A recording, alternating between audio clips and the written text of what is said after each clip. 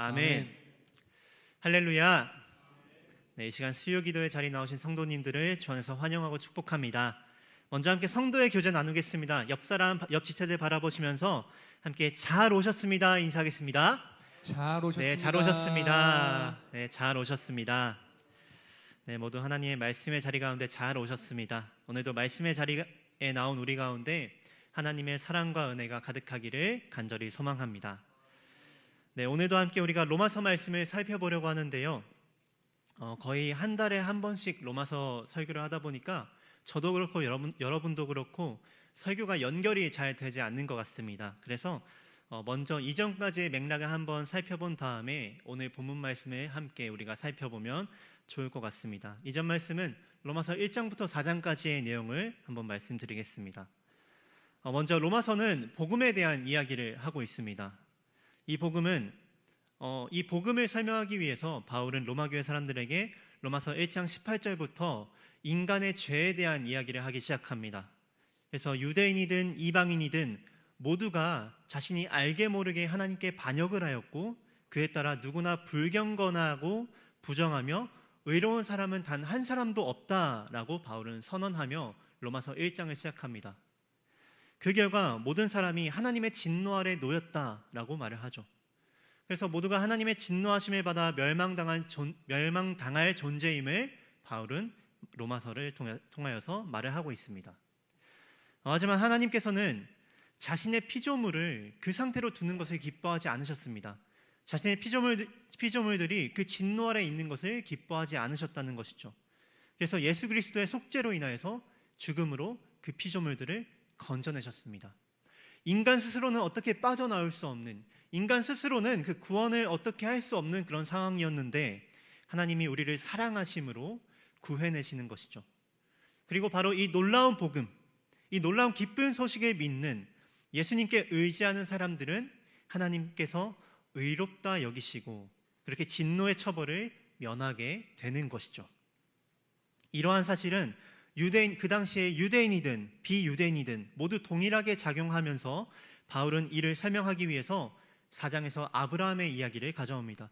너희 유대인들이 그렇게 말하던 믿음의 조상 아브라함 또한 그의 믿음으로 의롭다함을 받은 것이다 라고 얘기를 하면서 유대인들에게도 비유대인들에게도 그 당시에도 오늘날에도 우리 모두는 믿음으로 하나님께 의롭다 하심을 받는 자들이다 라는 것을 로마서 1장부터 4장까지의 내용을 통하여서 말을 해주고 있습니다. 이렇게 바울은 로마서 1장부터 4장까지의 내용을 통하여서 하나님께서 행하신 놀라운 복음의 이야기를 설명하죠. 그렇다면은 이제 5장부터는 그 복음에 대한 영향을 말을 하기 시작합니다. 다른 한 페이지가 펼쳐지면서 복음의 영향에 대해서 말을 하기 시작하는 것이죠.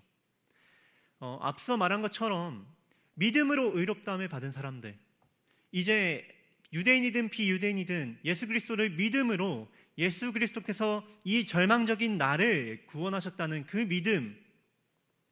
믿음으로 의롭다함을 받은 사람들, 즉 신자들의 삶에 복음은 어떤 영향을 미치는지를 이야기하고 있는 것입니다. 그것이 5장부터 시작되는 내용입니다.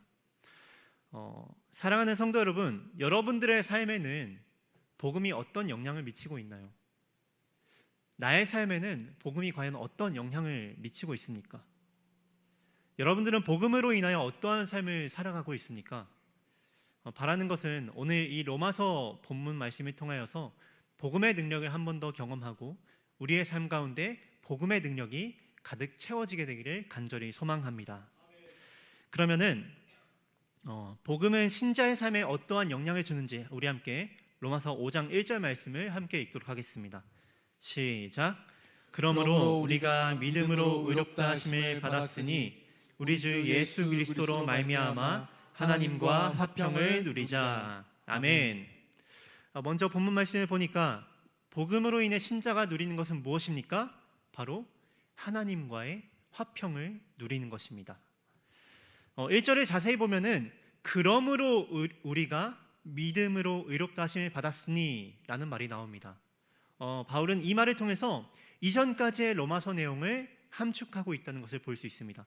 그러므로 우리가 믿음으로 의롭다 하심을 받았으니 그래서 이제는 무슨 말을 하고 있는 것입니까? 바울이 앞서 말한 그 놀라운 복음을 믿는 자들은 예수 그리스도로 말미암아 하나님과 이제 화평을 누린다는 것입니다.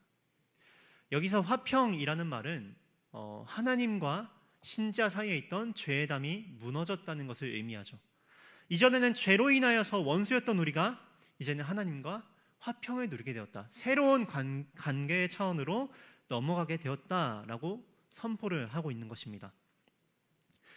그런데 여기서 주목해야 될 것이 있습니다. 바로 화평을 누리자라는 말은 우리가 앞으로 화평을 누릴 것입니다 라고 예고하는 것이 아니라 우리는 이미 그리스도로 인하여 하나님과 화평을 누리는 존재가 되었습니다 라고 말을 하는 것입니다. 사랑하는 성도 여러분, 우리는 이미 그리스도로 말미암아 하나님과 화평한 상태가 되었습니다. 그리고 이것이 신자가 누리는 특권 중에 하나라는 것이죠. 이 놀라운 선포, 우리가 하나님과 화평을 누린다, 우리가 하나님과 화평을 누리는 관계이다 라는 이 놀라운 선포로부터 우리는 하나님으로부터 단절되었던 그 불안으로부터 자유할 수 있게 되었고, 이제는 진정한 마음의 평온을 누리게 되는 것이죠. 진정한 마음의 자유함, 그 하나님과 단절되었던 불안으로부터 벗어날 수 있는 그 자유함을 누리게 되었다는 것입니다. 그래서 이미 확정적으로 선포된 하나님과의 화평을 우리가 누리자라고 바울은 선포를 하고 있는 것이죠. 그래서 따라서 오늘 이 1절 말씀을 통하여서 우리는 나의 상황이 어떠하든지 선포된 말씀을 신뢰하면서 내 눈앞에 설령 하나님과 단절된 것 같은 상황이 펼쳐지더라도 이 말씀을 신뢰하면서 맞아, 나는 하나님과 화평한 존재야 라는 그 말씀을 우리의 삶 가운데 계속해서 선포해야 한다는 것입니다. 어린 영아 친구들을 보면요, 어린 아이들을 보면은 대상 영속성이 없다는 것을 우리는 알 수 있습니다. 자신의 눈에 보호자가 보이지 않으면은 그 보호자가 없어졌다고 생각을 하면서 불안해하고 그렇게 울기 시작합니다. 자신의 눈에 부모가 안 보이면 울기 시작하는 것이죠. 왜요? 자신의 눈에 보이지 않으니까 그 부모가 없어졌다라는 그런 불안감에 아이가 처하게 되는 것입니다. 그래서 이제 영아의 때에는 부모님이 계속해서 아이의 눈에 보이는 곳에 있는 것이죠. 그래서 이 나이 때는 대상 영속성, 즉 눈에 보이지 않아도 존재한다는 인식이 아직 발달하지 못했기 때문에 이런 일이 계속해서 벌어지는 것입니다. 그래서 이제 어린 아이들에게 깍꿍놀이를 많이 하지 않습니까? 이렇게 손으로 가렸다가 펼치는 것, 이것이 바로 아이들이 대상 영속성이 없기 때문에 없어졌다가 나타났다가 이렇게 하는 것이죠. 자, 그런데 이런 아이에게 지금 내 눈에 보이지 않더라도 부모가 사라지지 않는다는 믿음이 생기고, 내 눈앞에 보이지 않더라도 어디엔가 존재한다는 인식이 생기게 되면은 그때가 아이에게 대상 영속성이 생기게 되는 때입니다. 이런 것과 같이 우리의 신앙에도 하나님에 대한 영속성이 생겨야 합니다. 내 피부로 와닿지 않고 내 상황이 어려운 것 같더라도 이미 그리스도께서 이루신 놀라운 일을 통하여 우리는 하나님과 화평하게 되었습니다.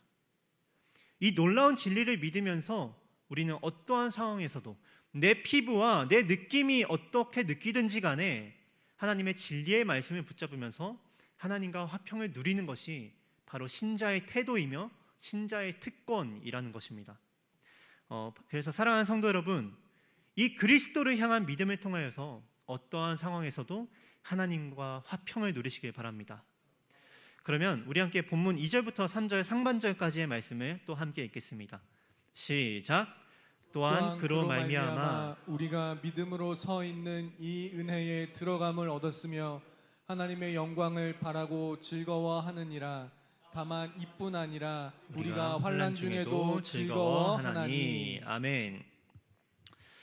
본문을 볼 때 신자의 삶에 복음이 미치는 영향은 무엇입니까? 즐거워한다는 것입니다. 무엇을 즐거워합니까? 하나님의 영광을 바라고 즐거워하며 환난 중에도 즐거워한다는 것이죠. 오늘 본문에 따르면은 복음을 믿는 자의 삶은 바로 이런 것입니다.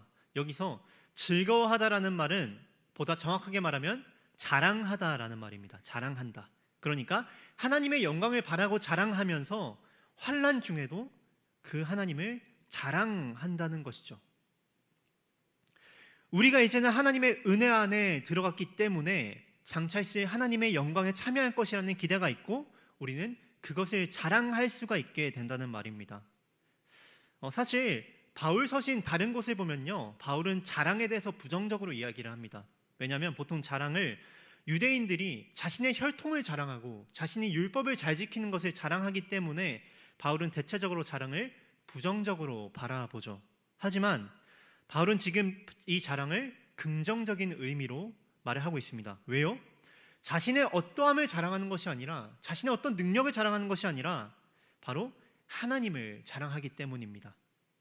하나님께서 우리에게 행하신 놀라운 일과 하나님의 선하신 능력을 자랑하기 때문에 바울은 이 자랑을 막을 이유가 없는 것이죠. 그렇기 때문에 바울은 신자가 자신의 삶에서 이 세상의 다른 어떤 것보다 하나님의 영광을 자랑하며 살 것을 이야기하고 있는 것입니다. 하나님께서 우리에게 행한 일을 신자는 자랑해야 한다라고 말을 하고 있는 것이죠. 그리고 이렇게 복음에 붙들린 자는 더 나아가서 환난 중에도 자랑한다고 합니다. 여기서 바울이 말하는 환난이라는 건요, 복음을 선포하고 교회를 양육하면서 직면한 여러 상황들의 위기를 얘기합니다. 우리의 삶에서도 말씀에 순종하려 할 때 다가오는 유혹들이 있습니다. 또 복음을 전파하려 할 때 찾아오는 어려움들이 있습니다. 우리는 그것을 환난이라고 말을 하죠. 그런데 오늘 바울은 성도는, 예수 그리스도를 믿는 신자는 그 환난 중에서도 하나님의 영광을 바라기 때문에 즐거워하며 하나님을 자랑하는 자라고 말을 하고 있는 것입니다. 그러면 어떻게 그렇게 환난 중에서도 자랑할 수가 있습니까? 어떻게 그렇게 환난 중에서도 우리가 즐거워할 수 있겠습니까? 사실 실제로 환난 자체에는 어떠한 기쁨도 자랑할 것도 없습니다. 환난 자체에는 하나님께서도 이 세상의 고통과 환난을 미워하십니다. 하지만 신자는 어떤 것을 압니까? 이 환난이 유익한 것을 가져올 수 있다는 것을 압니다. 어떻게요? 악에서조차 선을 행하시는 하나님의 능력을 알기 때문에, 그 어떠한 환난에서조차 선을 가져오시는 하나님의 능력을 알기 때문에 그 하나님의 능력을 신뢰하는 것이죠. 그렇기 때문에 그 능력의 하나님을 자랑하고 그 능력의 하나님을 즐거워하는 것입니다. 그 능력의 하나님을 신뢰하며 인내할 때 우리는 연단을 받는 것이고 그 연단을 통하여 우리의 소망을 이뤄가는 것입니다. 이것이 3절과 4절의 의미인 것이죠. 제가 읽어드리겠습니다. 이는 환난은 인내를, 인내는 연단을, 연단은 소망을 이루는 줄 알미로다. 아멘. 믿음의 조상인 아브라함과 같이 하나님의 능력을 신뢰할 때 우리는 환난 가운데서도 소망을 품게 되고 그 모든 것을 이루신 하나님을 자랑할 수 있게 됩니다. 이렇게 소망을 품고 자랑할 때 때로는 부끄러울 수도 있을 것입니다. 왜요? 그 소망이 당장 내 눈앞에 이루어지지 않기 때문입니다. 아브라함이 하나님께서 나의 태를 통하여서 하나님의 백성을 이루시겠다는 소망을 받았지만 내 눈앞에 자식이 태어나지 않는 그 상황 속에서 아브라함은 소망을 부끄러워할 수도 있었습니다. 이렇게 우리도 하나님 안에서 소망을 품을 때 부끄러워할 수도 있을 것입니다. 하지만 그 모든 과정을 우리는 담대하게 이겨낼 수 있다는 것이죠. 어떻게요? 우리를 향하신 하나님의 놀라운 사랑을 바라볼 때, 우리를 향하신 하나님의 놀라운 사랑이 성령을 통해 우리 안에 부어질 때에 우리는 그 어떠한 상황 속에서도 소망을 담대하게 즐거워하며 자랑할 수 있게 되는 것입니다. 하나님의 사랑을 풍성히 느낄 때에 우리는 부끄러워하지 않고 환난 가운데서도 하나님을 기뻐하며 자랑할 수 있는 것입니다. 그러면 대체 그 사랑이 어떻길래 가능합니까? 그것이 6절부터 나오게 됩니다. 우리 함께 본문 6절 말씀을 함께 읽도록 하겠습니다. 시작. 우리가 아직 연약할 때 기약대로 그리스도께서 경건하지 않은 자를 위하여 죽으셨도다. 아멘. 이것이 그 놀라운 사랑의 구체적인 표현입니다. 우리가 아직 연약할 때, 우리가 아직 하나님을 인정하기 이전에 하나님이 기꺼이 우리를 먼저 사랑하사 우리를 위해 죽으셨다는 것이죠. 이것이 이 사랑의 구체적인 표현입니다. 우리가 아직 연약할 때, 우리가 아직 죄인 되었을 때, 아직 경건하지 않은 자들일 때, 믿음이 전혀 없을 때인데, 그런데도 우리를 위해 죽으셨다는 것이죠. 이 놀라운 사실이 우리를 향한 하나님의 사랑을 확증시켜 줍니다.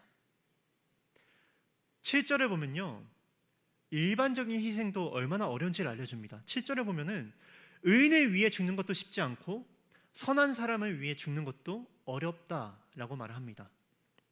이것을 왜 말합니까? 의인을 위해서 죽는 것도 어렵고 나에게 선한 사람을 위해서 죽는 것도 참 어려운 일인데 하나님께서는 어떻게 하셨습니까? 원수인 우리를 위해 죽으셨다는 것입니다. 이 대비를 통하여서 그 기이한 사랑, 그 놀라운 사랑을 바울은 우리에게 선포하고 있는 것이죠. 하나님께서는 우리가 감히 상상할 수도 없는 그 놀라운 사랑을 행하셨다는 것입니다. 우리 함께 8절 말씀 읽겠습니다. 시작. 우리가 아직 죄인 되었을 때 그리스도께서 우리를 위하여 죽으심으로 하나님께서 우리에 대한 자기의 사랑을 확증하셨느니라. 아멘. 사랑하는 성도 여러분, 이 놀라운 사랑의 확증으로 인하여 우리는 어떤 상황 속에서도 이 놀라운 사랑을 힘입어서 하나님과 화평을 누리고 하나님을 자랑할 수 있는 것입니다. 이 은혜를 다시 한번 깊이 깨닫는 우리 모두가 되기를 간절히 소망합니다. 그러면 이제 마지막으로 이 놀라운 사랑을 받는 우리는 어떻게 해야 합니까? 이것을 바울은 다시 한 번 더 강조합니다. 함께 로마서 10절과 11절 말씀을 함께 읽겠습니다. 시작. 곧 우리가 원수 되었을 때 그의 아들의 죽으심으로 말미암아 하나님과 화목하게 되었은즉 화목하게 된 자로서는 더욱 그의 살아나심으로 말미암아 구원을 받을 것이니라. 그뿐 아니라 이제 우리로 화목하게 하신 우리 주 예수 그리스도로 말미암아 하나님 안에서 또한 즐거워하느니라. 아멘. 사랑하는 성도 여러분, 하나님께서는 우리가 원수 되었을 때 놀라운 사랑으로 우리를 구원하셨습니다. 그리고 이를 믿는 자를 의롭다 여기셨고 그로써 우리는 하나님과 화목하게 되었습니다. 자, 그러면 생각해 봅시다. 원수인 우리를 사랑하시고 구원하신 하나님이신데 이제 화목하게 된 하나님의 자녀인 우리를 하나님께서는 어떻게 사랑하실까요? 그것이 이 본문에서 말하고 있는 것이죠. 끝까지 구원하신다는 것입니다. 바울은 지금 이 말씀을 통해서 우리에게 그 사랑에 힘입어 구원의 확신을 가지라고 말을 하고 있는 것이죠. 이 구원의 확신을 그 당시에 로마 교회 사람들에게 바울은 먼저 선포를 하고 있는 것입니다. 그 당시에 여러 우상들과 여러 핍박과 박해를 받는 로마 교회 성도들을 향하여서 바울은 너희에게 어떠한 환난이 다가오지만 그럼에도 불구하고 우리를 이렇게 사랑하신 하나님의 사랑을 힘입어서 너희를 끝까지 구원하실 하나님을 바라보라고 바울은 선포를 하고 있는 것이죠. 따라서 이제는 환난과 어떠한 상황에 두려워하는 것이 아니라 확실한 믿음을 가지고 구원의 확신을 가지라는 것이죠. 그리고 더 나아가 화목하게 하신 하나님 안에서 즐거워하고 자랑할 것을 다시 한 번 더 선포하고 있는 것입니다. 사랑하는 성도 여러분, 오늘 말씀을 통해서 이 하나님의 놀랍고도 기이한 사랑을 다시 한 번 더 기억하시기를 소망합니다. 믿음으로 의롭다함을 받은 신자는 썩지 않는 하나님의 영광에 대한 소망을 자랑합니다. 또 현재의 고난에 머물러 있는 것이 아니라 그것을 넘어 소망을 이루실 하나님을 찬양하며 자랑합니다. 또 하나님과의 화목한 관계 안에서 평화를 누리며 하나님을 찬양하며 자랑합니다. 이것이 바로 의롭다함을 받은 신자의 영광스러운 모습입니다. 나의 생각과 나의 마음을 신뢰하는 것이 아니라 변하지 않는 하나님의 말씀의 선포를 신뢰하시기를 바랍니다. 그렇게 성도의 영광스러운 모습을 회복하며 그렇게 세상 속에서 비록 환난 가운데 있으나 하나님의 분명한 사랑을 신뢰하며 화평을 누리고 즐거워하며 자랑하시기를 바랍니다. 그렇게 그 영광을, 그 놀라운 사랑을 자랑하며 즐거워하는 우리 수원북부교회 성도님들 되시기를 주의 이름을 간절히 소망합니다.